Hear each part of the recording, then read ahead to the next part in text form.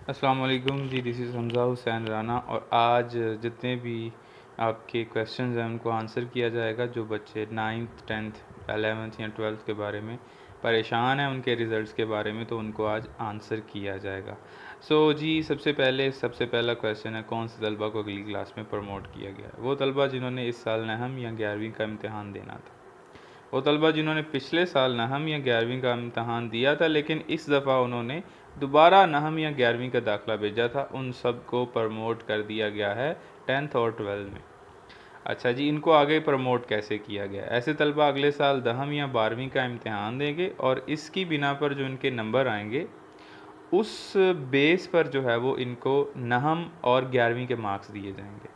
अच्छा, इसके अलावा जिन तलबा के इस साल दहम के इम्तहान हो चुके हैं उनका क्या फ़ैसला किया गया है? भी उनका फ़ैसला यही होगा कि उनकी मार्किंग होगी और सितंबर में उनका बाकायदा रिज़ल्ट आएगा।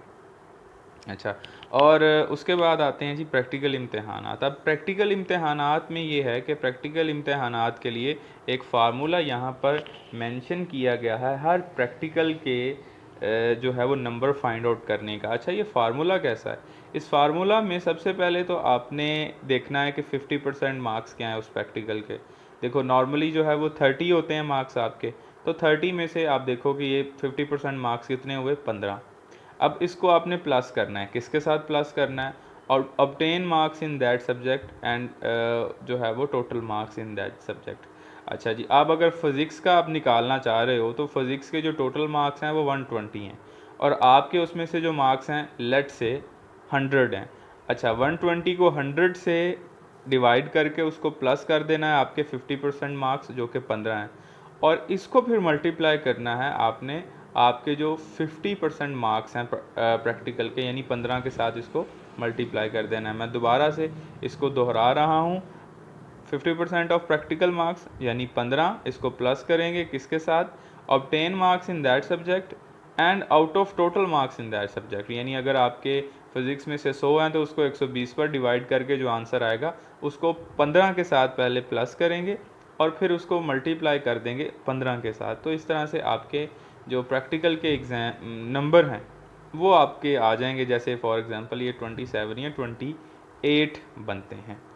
अच्छा, मैट्रिक के सप्ली वालों का क्या होगा? ऐसे तलबा जिनकी 1 या 3 सप्लियाँ थी वो पास कर दिए जाएंगे। ठीक है जी, उनके पास करने का मेथड ये होगा कि अगर नहम में सप्ली है तो नहम में बाकी मज़ामीन के मार्क्स को जमा करें और मज़ामीन की तादाद पर तकसीम कर दें, तो एवरेज जो मार्क्स आएंगे उस मुताबिक उनके सब्जेक्ट वाइज मार्क्स लग जाएंगे जिनमें उनकी सप्ली थी। जैसे फार्मूला क्या है? Sum of marks in subject other than supply subject. अब फॉर एग्जांपल जी, बच्चा जो है ना जी उसके 2 सप्लियाँ हैं, बाकी जितने भी सब्जेक्ट हैं उनके जो मार्क्स हैं ना जी उनको प्लस करो। अच्छा, प्लस करके total number of pass subject यानी कितने सब्जेक्ट में वो पास है, 5 में पास है या 6 में 4 में पास है, जितने में भी पास है तो उस पर आप इसको डिवाइड कर दो। इस तरह जो एवरेज नंबर होंगे वो उसके फेल मज़ामीन में लग जाएंगे। इसी तरह से जी तमाम तरह के जितने भी हैं, पहले से कोई दे रहा था या जिसके पास कोई लास्ट चांस था, सबको पास कर दिया गया है। खुली जो है वो छुट्टी दे दी गई है, भी सब पास हैं। उसके बाद इंटर पार्ट 2 के जो तलबा हैं जिन्होंने इस साल पहली बार पेपर देना थे उनका क्या होगा? उनको भी 3% जो है वो इजाफी नंबर दे दिए गए हैं। अच्छा, ये 3% वाला रूल बहुत ज़्यादा मसले में आ रहा था कि ये कैसे दिए गए हैं। अच्छा, इसमें आपने करना क्या है, इसको निकालने के लिए बेटा 2 को मल्टीप्लाई करना है आपने ऑब्टेन मार्क्स इन पार्ट 1। आपके जो पार्ट 1 में जितने भी आपने मार्क्स ऑब्टेन किए ना 390 450, उसको आपने मल्टीप्लाई करना है 2 के साथ। जो आंसर आएगा उसको प्लस करेंगे, किसके साथ प्लस करेंगे? आपके जो ऑब्टेन मार्क्स हैं उसको मल्टीप्लाई करें 0.03 के साथ, जो आंसर आएगा इसको प्लस कर देंगे। ये फार्मूला आपके सामने स्क्रीन पर मेंशन है, मैंने इसको बोल कर भी दिखा दिया है। प्रैक्टिकल भी क्या होगा? प्रैक्टिकल नहीं होंगे। थ्योरी पार्ट 1 थ्योरी मज़ामीन की बुनियाद पर इनके प्रैक्टिकल मार्क्स लगा दिए जाएंगे, ताहम ये प्रैक्टिकल मज़ामीन के 50% नंबर सबको मिलेंगे। बाकी 50% थ्योरी बेस कैलकुलेट होंगे और पार्ट 1 की थ्योरी मार्क्स को बुनियाद बनाया जाएगा। ये 50% नंबर फिज़िक्स बायो केमिस्ट्री में 15, जबकि कंप्यूटर में 25 बनते हैं। अच्छा, इसको निकालने का क्या तरीका है, जल्दी से फार्मूला मेंशन करते हैं। देखो यहाँ पर आपके सबसे पहले तो 50% ऑफ मार्क्स ऑफ प्रैक्टिकल, आपके कितने 50% मार्क्स हैं जी। अगर तो आप फॉर एग्जांपल दे रहे हो फिज़िक्स बायो केमिस्ट्री में, तो आपके इनके 50% मार्क बनते हैं 15। अगर कंप्यूटर का पता लगवाना है तो उसके बनते हैं 25। 50% मार्क कितने हैं उसको प्लस करो। किसके साथ प्लस करना है, जितने आपने उस सब्जेक्ट में नंबर लिए हैं और उसके टोटल के नंबर कितने थे। फिर वही मैं बात बताता हूँ, अगर आपके मैं चाहता हूँ कि फ़िज़िक्स के प्रैक्टिकल के मार्क्स कैलकुलेट करने हैं। अगर आपके फ़िज़िक्स के जो थ्योरी के मार्क्स हैं वो हैं जी 75 आउट ऑफ 85, तो आपने क्या करना है कि इसको डिवाइड करना है, और डिवाइड करके इसको आपने 15 के साथ मल्टीप्लाई कर देना है।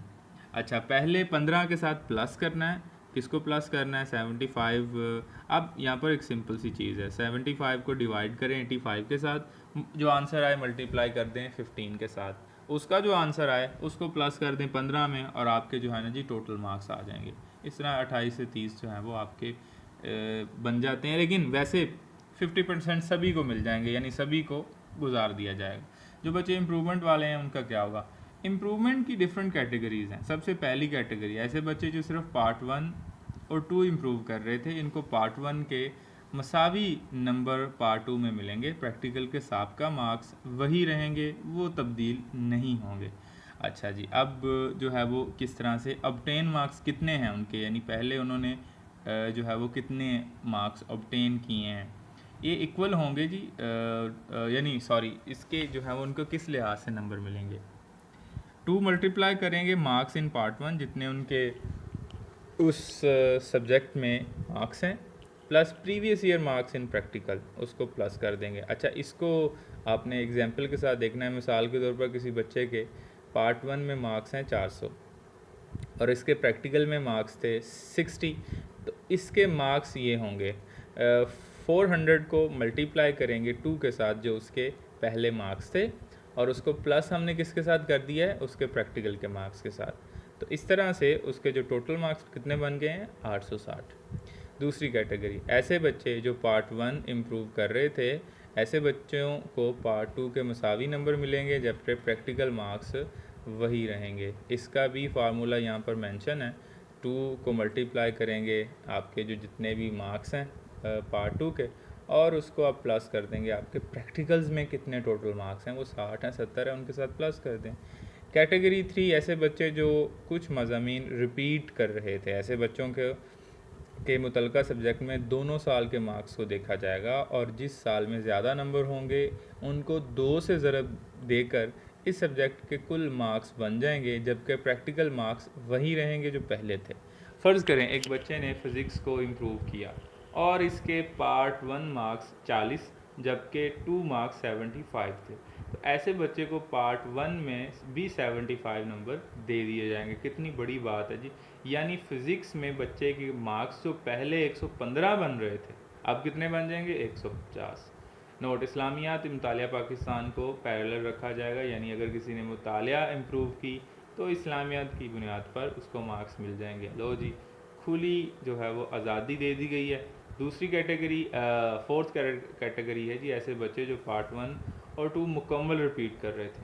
अच्छा, इनका कोई फ़ैसला अभी तक नहीं सामने आया, ताहम इम्कान है कि इनको कैटेगरी 3 में रखा जाएगा, और कैटेगरी 3 जैसे यहाँ पर मैंने बताया इसके मुताबिक इनको मार्क्स दे दिए जाएंगे। अच्छा, हर तालिब इल्म का इनफरादी स्टेटस बोर्ड वेबसाइट पर बहुत जल्दी जारी किया जाएगा, जिससे तलबा की कन्फ्यूजन दूर हो जाएगी। उनको पता चल जाएगा जी हमारे इतने मार्क्स आए हैं, इतने जो है ना प्रैक्टिकल में आए हैं, सभी चीज़ें क्लियर हो जाएंगी, डोंट वरी। इंटर सप्ली वालों का क्या होगा, ऐसे तलबा जिनका 1 या 2 सप्लियाँ हैं वो पास कर दिए जाएंगे। उनको पास करने का मेथड ये होगा, अगर 11 में 11th में सप्ली है तो 11 में बाकी मज़ामीन के मार्क्स को जमा करें और मज़ामीन की तादाद पर तकसीम करें, तो एवरेज मार्क्स जो आएंगे वो हमारे पास इनके मार्क्स होंगे। इसका फार्मूला क्या है, sum of marks in subject other than supply subject. जितने भी आपके पासिंग सब्जेक्ट्स के मार्क्स हैं उनको प्लस करें, और जितनों में आप पास हैं उसको मल्टीप्लाई कर दें, जो जवाब आएगा वो फ़ेल मज़ामीन में लग जाएंगे, यानी उनके फ़ेल मज़ामीन के मार्क्स इस तरह से पूरे कर दिए जाएंगे। इस फार्मूले के मुताबिक आप खुद भी काउंट कर सकते हैं। अगर कोई बच्चा सिर्फ 12 में सप्ली वाला था तो इसके लिए यही फार्मूला होगा। अगर किसी को 11th और 12th दोनों में सप्लियाँ थी तो फिर भी यही फार्मूला लगाया जाएगा। जिनके पास होने का आखिरी चांस था, यानी जो लास्ट टाइम अटैम्प्ट कर रहे थे, उनको भी इसी फार्मूले के तहत मार्क्स दे दिए जाएंगे। अच्छा, किन बच्चों के फिर स्पेशल इम्तहान होने जा रहे हैं?